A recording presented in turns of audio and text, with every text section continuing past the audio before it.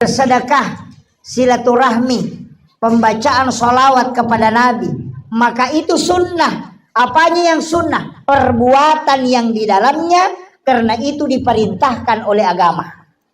Cuma maulid itu wadahnya. Pahamnya? Maulid itu wadahnya, sedangkan perbuatannya itu adalah perintah agama.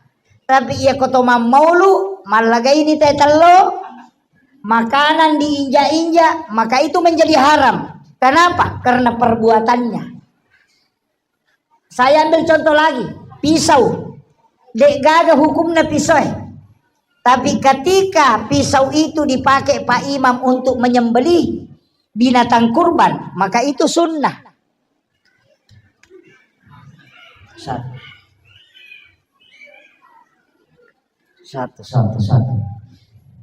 Jadi itu sunnah.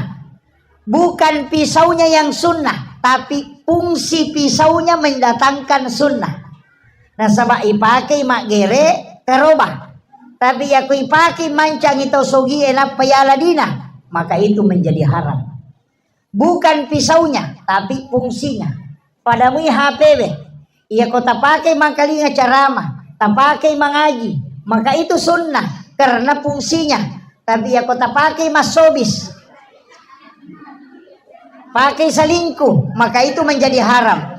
HP-nya sama, tapi bisa hukumnya berubah ketika memanfaatkannya berbeda. Makomati maulid jadi dia tu maulid dia nak dihukumi maka haram. Dia nak dihukumi kada bid'ah. Sebenarnya bid'ah itu bukan hukum. Ia kau angkat tahu maka ada bid'ah tatanaiwi, maka ada aga hukumna.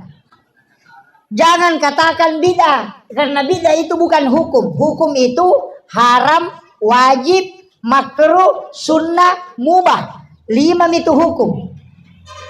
Ya kong kagak na jamatay na kada bid'ah, podangi kadaga hukumna. Karena kalau wajib, kebalikannya berarti haram. Kalau sunnah, kebalikannya berarti makruh.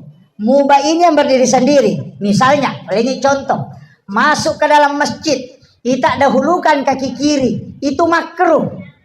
Kalau kaki kiri yang didahulukan, karena sunnahnya mendahulukan kaki kanan. Ya kau masuk ke boleh masih dahulukan kaki kiri, itu sunnah.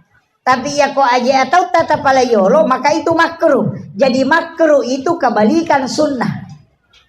Tabahan nih. Mandreki detak bismillah makruh karena sunnahnya baca basmalah.